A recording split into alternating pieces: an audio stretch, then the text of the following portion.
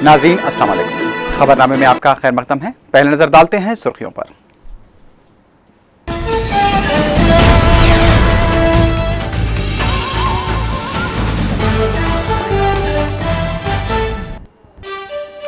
Gujarat 2002 Gulberg society कत्लेआम मुकदमे में supreme court ने निचली अदालत को दरखास्त की समाअत करने के दिए अहकाम।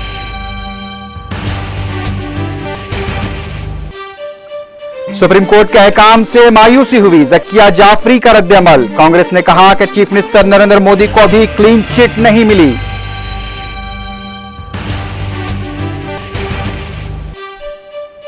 अजहरुद्दीन के फर्जंद अयाजुद्दीन की हालत हनूज तशवीशनाक। चंद्रबाबू नायडू, चिरंजीवी और अकबरुद्दीन ओवैसी ने की अजहरुद्दीन से मुलाकात। मुलाजिमीन की हड़ताल से निपटने हुकूमत ने दिया सख्त कार्रवाई का इंतबाह। हड़ताल से दस्तबरदारी इख्तियार करने रियासती वज़रा की अपील।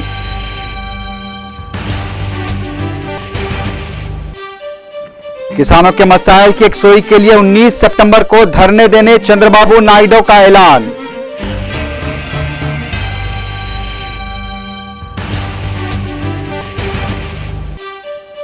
हड़ताल के जरिए रियासती इंतजामिया को मफलूज कर दिया जाएगा, कोदंडाराम का इंतबाह। इस्मा के लुजूम की धमकी पर नागम जनार्दन रेड्डी का इजहार अफसोस। और लीबिया में 10 दिन के अंदर नई हुकूमत तश्कील देने बागी कौंसिल का ऐलान। कज़्ज़ाफ़ी के बेटे सादी कज़्ज़ाफ़ी नाइजीरिया पहुंच गए। अब खबरें तफसील से।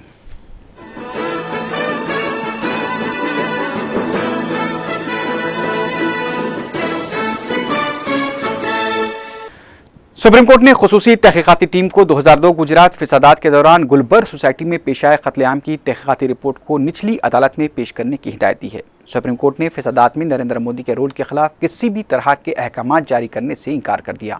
सुप्रीम कोर्ट के इस अहकाम को नरेंद्र मोदी के लिए राहत समझा जा रहा है।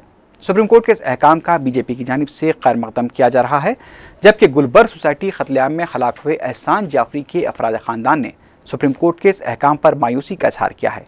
Justice D K. Jain, justice Aftab Alam और जस्टिस पी. सदाशिवम पर मुश्तमिल बेंच ने यह ख्याल जाहिर किया कि इस केस से मुताल्लिक निचली अदालत को फैसला लेना चाहिए। सुप्रीम कोर्ट ने वाक़े की तहकीकात कर रही खुसूसी तहकीकाती टीम को अपनी रिपोर्ट निचली अदालत में पेश करने की हिदायत दी है। बाज़ है कि मकतूल एहसान जाफरी की बेवा ज़किया जाफरी ने अपनी दरख्वास्त में नरेंद्र मोदी के बशमूल 62 सरकारी अहदेदारों पर फिसादात के दौरान जानबूझकर मुमकिना इक़दाम न करने का इल्ज़ाम लगाया था। 28 फरवरी 2002 को गुलबर्ग सोसाइटी में फ़िरक़ापरस्त फसादियों ने 69 अफराद का कत्ल कर दिया था, जिनमें कांग्रेस के रुकन पार्लियामेंट एहसान जाफरी भी शामिल थे। सुप्रीम कोर्ट ने निचली अदालत को ज़किया जाफरी की दरख्वास्त की समाअत करने की भी हिदायत दी है। उधर एहसान जाफरी की बेवा ज़किया जाफरी ने सुप्रीम कोर्ट के अहकाम पर मायूसी का इजहार करते हुए कहा कि उन्हें सुप्रीम कोर्ट पर पूरा भरोसा है, लेकिन उन्हें अहकाम से मायूसी ज़रूर हुई है क्योंकि उनके शौहर के क़ातिलीन आज भी आज़ाद हैं। ज़किया जाफरी ने कहा कि वाक़े के 10 साल बाद भी कई अफराद को गिरफ्तार किया गया, लेकिन वाक़े के हकीकी मुलज़िमीन आज भी आज़ाद घूम रहे हैं। ज़किया जाफरी ने कहा कि वो इंसाफ के लिए तवील जद्दोजहद के लिए तैयार हैं। ज़किया जाफरी ने कहा कि वो निचली अदालत से इंसाफ मिलने की तवक्को नहीं रखती।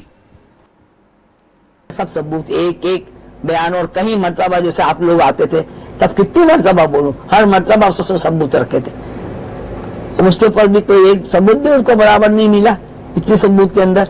अब मेरे पे जो बीती भी है तो वो सबूत बराबर से कैसे नहीं मिले होंगे सुप्रीम कोर्ट को और एसआईटी को, कैसे नहीं मिले होंगे? जो मेरे आंखों देखा हाल मेरे ऊपर जो बीती है मैं वो सही बताऊंगी ना, झूठ तो नहीं बताऊंगी ना।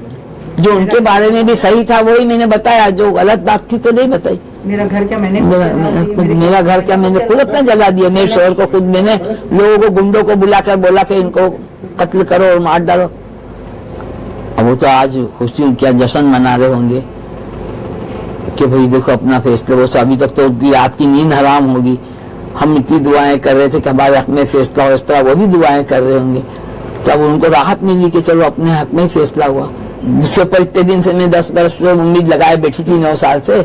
जब वहां से मुझे नहीं मिला कुछ भी, तो वहां से मैं उनसे क्या उम्मीद लगा सकती थी? कोर्ट तो गुजरात की है। हाँ, तो गुजरात की कोर्ट है, सब हमारे ही लेन देन है। तो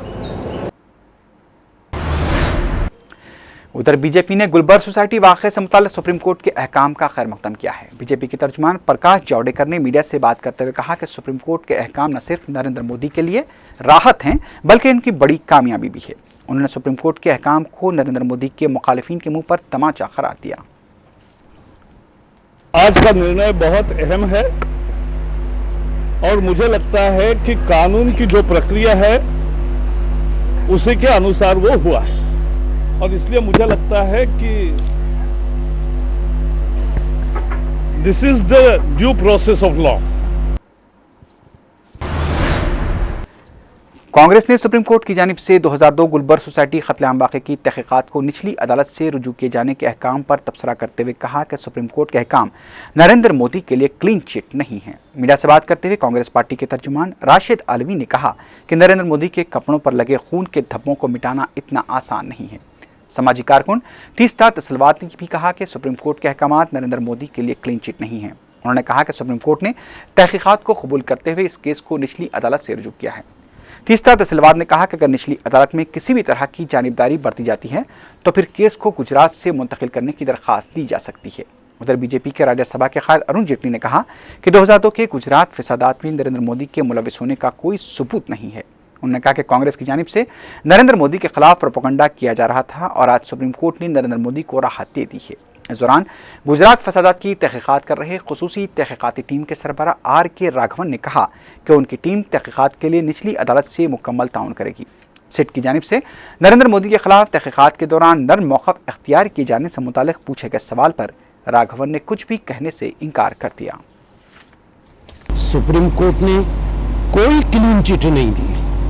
सुप्रीम कोर्ट ने SIT की रिपोर्ट को लोअर कोर्ट भेजा है गौर करने के लिए। इंतजार करना पड़ेगा लोअर कोर्ट के फैसले का और लोअर कोर्ट के फैसले के बाद भी हायर कोर्ट्स के दरवाजे खुले हैं एग्रीव्ड पार्टी के लिए। तो ये कहना कि नरेंद्र मोदी जी को सुप्रीम कोर्ट ने कोई क्लीन चिट दी है। वज़ीर-ए-आज़म डॉक्टर मनमोहन सिंह ने सड़कों के प्रोजेक्ट्स के अलॉटमेंट में शफाफियत लाने पर जोर दिया है। कौमी शाहराहों में अवामी व खानगी शराकत दारी से मुताल्लिक़ मुनक़िदा कॉन्फ्रेंस से खिताब करते हुए वज़ीर-ए-आज़म ने ये बात कही। वज़ीर-ए-आज़म ने सड़कों के प्रोजेक्ट्स के अलॉटमेंट के दौरान मेयार और शफाफियत पर खुसूसी तवज्जो देने पर जोर दिया और कहा कि सिलसिले में किसी को फ़ायदा पहुँचाने के अमल से एहतराज़ करना चाहिए। उन्होंने कहा कि हमें ये याद रखना चाहिए कि अवामी प्रोजेक्ट्स हैं और इसमें अवामी मफादात को भी जहन में रखा जाना चाहिए। वज़ीर-ए-आज़म ने बताया कि सड़कों के शोबे में हुकूमत खानगी शोबेजात को राग़िब करने में कामयाब रही है। रियासती हुकूमत ने हड़ताल में हिस्सा लेने वाले मुलाजिमीन के खिलाफ सख्त कार्रवाई का इंतबाह दिया है। चीफ मिनिस्टर किरण कुमार रेड्डी ने आज सिलसिले में एक इजलास भी तलब किया। इजलास के बाद मीडिया से बात करते हुए रियासती वजीर डी नागेंद्र ने कहा कि मसले तेलंगाना की यकसोई के लिए मरकजी हुकूमत की जानिब से कोशिशें जारी हैं और रियासत में पार्टी उमूर के इंचार्ज गुलाम नबी आज़ाद के दौरे के दौरान भी उन्हें मौजूदा हालात से वाकिफ करवाया गया है। उन्होंने बताया कि अदालत के अहकाम के तहत हड़ताल में हिस्सा लेने वालों के खिलाफ एस्मा के तहत कार्रवाई की जा सकती है। पता चला कि हुकूमत की जानिब से सिलसिले में GO भी जारी कर दिया गया है और तेलंगाना के तमाम अजला के कलेक्टर्स और SPs को हड़ताल में हिस्सा लेने वालों के खिलाफ कार्रवाई की हिदायत दे दी गई है। एक और वजीर मुकेश गौड़ ने कहा है कि तेलंगाना मुलाजमीन की हड़ताल से तेलंगाना अवाम को ही नुकसान होगा। दोनों वज़रा ने मुलाजमीन से अपनी हड़ताल पर नजरसानी की अपील की है।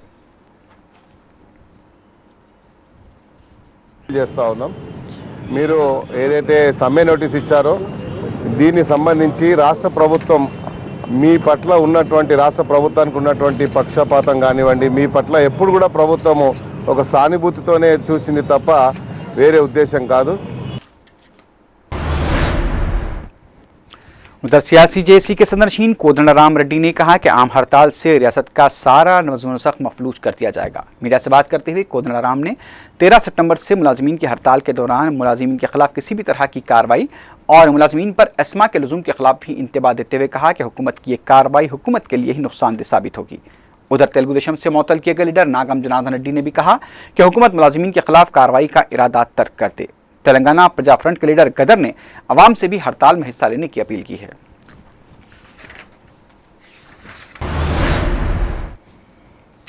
करीमनगर में आज मुनक्किद होने वाले TRS के जलसे के लिए तमाम इंतजामात मुकम्मल कर लिए गए हैं। सदर TRS KCR अपने पार्लियामेंट विजय शांति करीमनगर पहुंच गए हैं। मुलाजमीन की हड़ताल से कबल और सदर टीआरएस के अलहदा तेलंगाना मसले पर नर्म तेवर की खबरों के दौरान ये जलसा मुनक्किद किया जा रहा है। इम्कान है कि सदर टीआरएस इस जलसे में अलहदा तेलंगाना मसले पर पार्टी के मौक़िफ़ और आइंदा के हिकमत अमली का ऐलान करेंगे।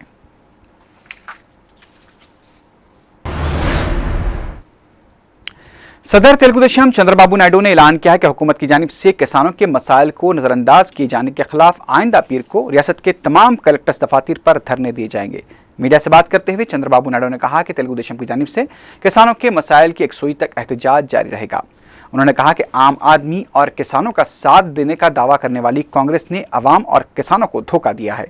चंद्रबाबू नायडू ने कहा कि रियासत के 11 अजला में किसानों की जानिब से क्रॉप हॉलिडे का ऐलान किया गया है, लेकिन हुकूमत इस सिलसिले में कोई तवज्जो नहीं दे रही है।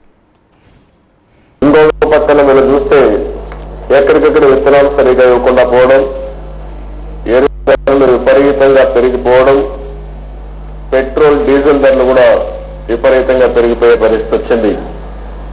వీటన్నిటి వల్ల ఇంకా ఏమాత్రం కూడా వ్యవసాయం చేయలేని పరిస్థితి వస్తూ ఉంది। వీళ్ళకుంటే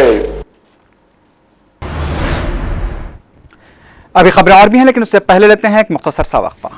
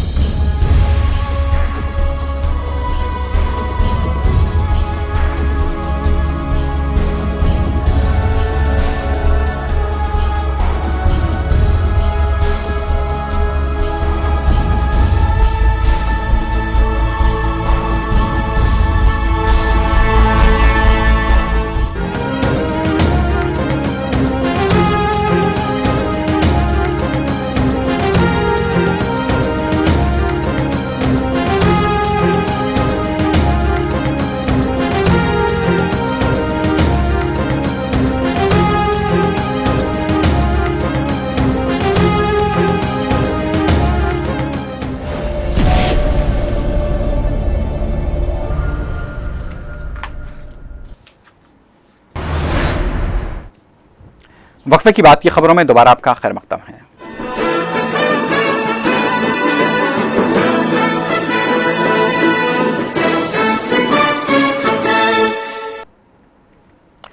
हिंदुस्तानी क्रिकेट टीम के साबिक कप्तान और रुकने पार्लियामेंट मोहम्मद अजहरुद्दीन के फर्जंद अयाजुद्दीन की हालत हनूज तशवीशनाक बताई गई है। लंदन से वापसी के बाद पीर की सुबह अजहरुद्दीन अपनी बहन को अपने भांजे अजमलुर रहमान के हादसे में हुई मौत पर पुरसा देकर सीधे अपोलो हॉस्पिटल पहुंचे। डॉक्टर्स ने बताया कि अयाजुद्दीन अभी भी वेंटिलेटर पर हैं और उनके ब्लड प्रेशर पर नजर रखी जा रही है।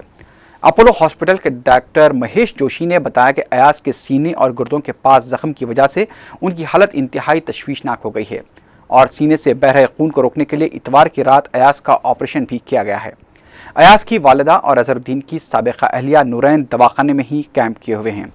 अजमलुर रहमान जिनका हादसे में इंतकाल हो गया था, इतवार की रात शांतिनगर के कब्रिस्तान में उनकी तदफीन अमल में आई। आज भी अपोलो हॉस्पिटल पहुंचकर अयाजुद्दीन की सेहत से मुताल्लिक़ तफसीलात हासिल करने वालों का तांता बंधा हुआ था।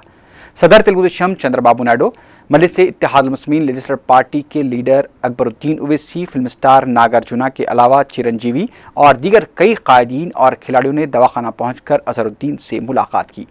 मरकजी वजीर विलास राव देशमुख ने भी अजहरुद्दीन से मुलाकात करते हुए उनके फर्जंद अयाजुद्दीन की सेहत से मुताल्लिक़ मालूमात हासिल की।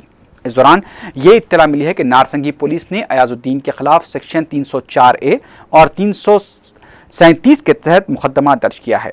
अजहरुद्दीन के अफराद ख़ानदान ने आमतुल मुस्लिमीन से अयाजुद्दीन की सेहतयाबी के लिए दुआओं की अपील की है।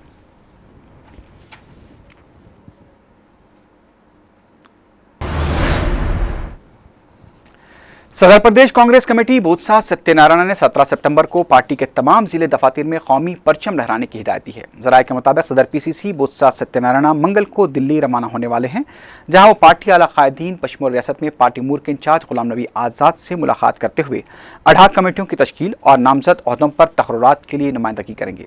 आज शाम सदर पीसीसी और चीफ मिनिस्टर किरण कुमार रेड्डी के दरमियान मुलाकात की इत्तला मिली है और इस मुलाकात के दौरान मुलाजमीन की हड़ताल और बांसवाड़ा के ज़िमनी इंतखाब पर भी तबादला ख्याल का इम्कान है। धूलपेट के इलाके सीताराम बाग में फिल्म यूनिट की जानिब से मंदिर के भक्तों में दूसरे मजहब की किताबें तकसीम करने का इल्जाम लगाते हुए विश्व हिंदू परिषद के कारकुनों ने शूटिंग को रुकवा दिया। जराये के मुताबिक सीताराम बाग में वाक़े मंदिर में फिल्म की शूटिंग चल रही थी कि वीएचपी के कारकुन पुलिस के साथ वहां पहुंच गए। वीएचपी के कारकुनों का इल्जाम था कि फिल्म का यूनिट मंदिर में आने वाले भक्तों में दूसरे मजहब की किताबें तकसीम कर रहा था। पुलिस ने विश्व हिंदू परिषद की शिकायत पर कार्रवाई करते हुए फिल्म यूनिट की 2 गाड़ियों को तहवील में ले लिया है।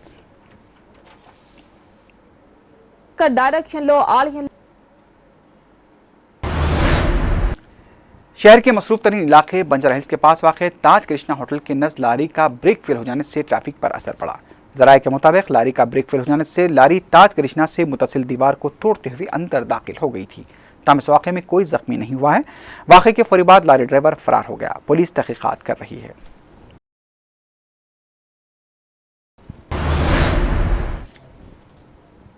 अब नजर डालते हैं कुछ बैनुल-अक़वामी खबरों पर।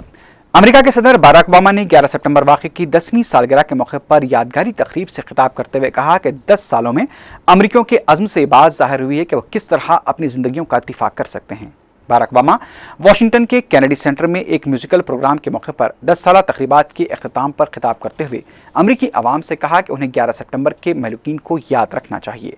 उन्होंने कहा कि 11 सितंबर के हमलों के बाद से अमरीकी अवाम में काफ़ी तब्दीलियाँ आई हैं और हमने दौरान जंग, माशी बहरान, बहस व मुबाहसों और सियासी तफरीक भी देखी है, लेकिन हमने हर हालात का मुकाबला किया है। सदर ओबामा ने न्यूयॉर्क, पेंटागन और पेंसिल्वेनिया में होने वाली यादगारी तकरीबात में भी शिरकत की और वाक़े के महलूकीन को खिराज पेश किया।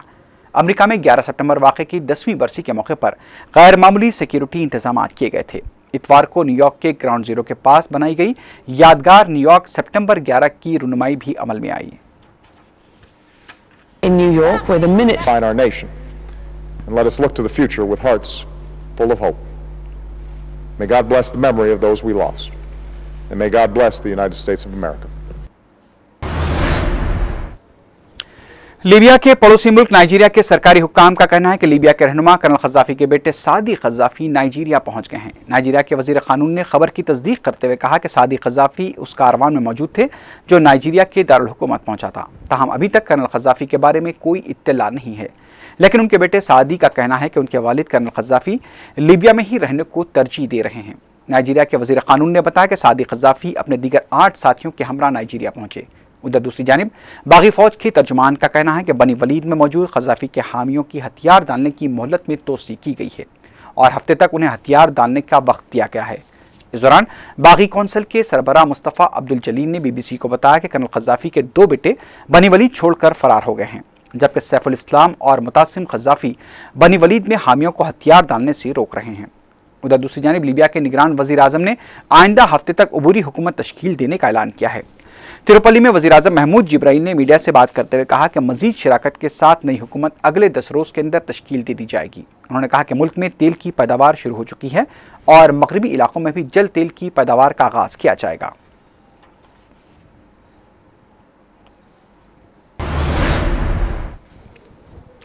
इसराइल के साथ बढ़ती कशीदगी के दौरान तुर्की के वज़ीर-ए-आज़म तैयब उर्दुगान अपने अरब ममालिक के दौरे के सिलसिले में आज शाम काहिरा पहुंच रहे हैं। खबरों में बताया गया है कि तैयब उर्दुगान फौजी कौंसिल के सरबराह फील्ड मार्शल हुसैन तंतावी से मुलाकात करेंगे और मंगल को वो अरब लीग के इजलास में शिरकत करेंगे। पता चला है कि तैयब उर्दुगान मिस्र के वज़ीर-ए-आज़म आसाम शर्फ से भी मुलाकात करेंगे। दोनों ममालिक के दरमियान बाहमी ताउन, माशी, तिजारती और सरमायाकारी के उमूर के अलावा इसराइल के साथ मौजूदा ताल्लुकात पर भी तबादला ख्याल किया जा सकता है। तुर्की की जानिब से इसराइल के सिफारती अहदेदारों को मुल्क छोड़ दिए जाने के अहकामात के बाद तुर्क वज़ीर-ए-आज़म का पहला अरब दौरा है। तुर्क वज़ीर-ए-आज़म इम्कान है कि लीबिया और ट्यूनिस का भी दौरा करेंगे।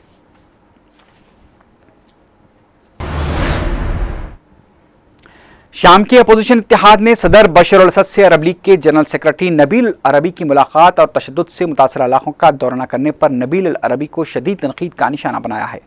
अपोजिशन इत्तेहाद के सरबराह वाइल हाफिज ने कहा कि नबील अरबी कोई बाएतबार लीडर नहीं है। उन्होंने बताया कि शाम में तशद्दुद से मुतासरा इलाकों के अवाम नबील अरबी के दौरे के मुंतज़र थे, लेकिन उनकी अदम तवज्जो की वजह से शाम के अवाम में मायूसी फैल गई है। शाम के अपोजिशन कायदी ने ईरान की जानिब से मसले की यकसुई के लिए किसी भी तरह की मसालहत की पेशकश को भी मुस्तरद कर दिया है।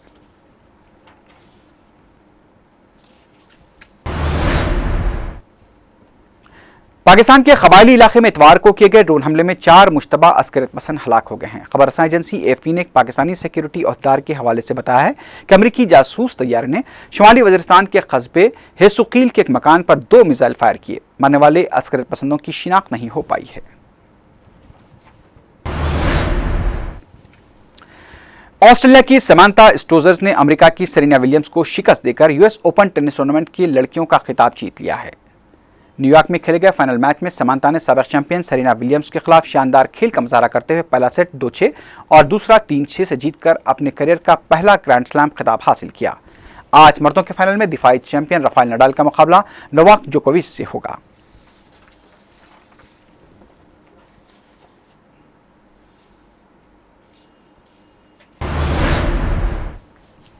आखिर में सुर्खियों पर एक बार फिर नजर डालते हैं।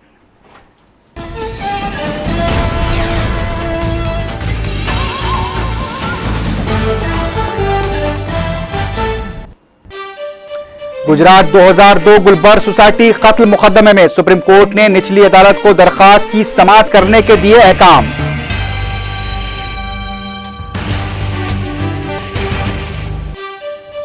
सुप्रीम कोर्ट के अहकाम से मायूसी हुई ज़किया जाफरी का रद्द-ए-अमल। कांग्रेस ने कहा कि चीफ मिनिस्टर नरेंद्र मोदी को अभी क्लीन चिट नहीं मिली।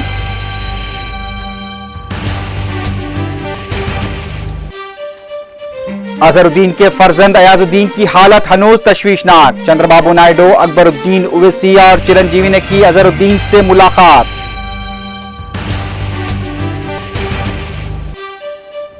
मुलाजिमीन की हड़ताल से निमटने हुकूमत ने दिया सख्त कार्रवाई का इंतबाह। हड़ताल से दस्तबरदारी अख्तियार करने रियासती वज़रा की एक और अपील।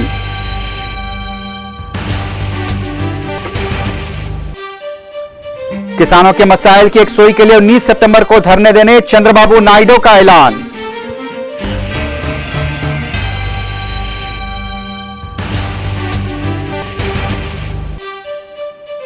हड़ताल के जरिए रियासती इंतजामिया को मफलूज कर दिया जाएगा। कोदंडराम का इंतबाह। इस्मा के लुजुम की धमकी पर नागम जनार्दन रेड्डी का इजहार अफसोस। और लीबिया में 10 दिन के अंदर नई हुकूमत तश्कील देने बागी कौंसिल का ऐलान। कज़्ज़ाफ़ी के बेटे सादी कज़्ज़ाफ़ी नाइजीरिया पहुंच गए।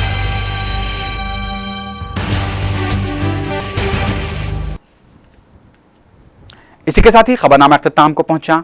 अल्लाह हाफ़िज़।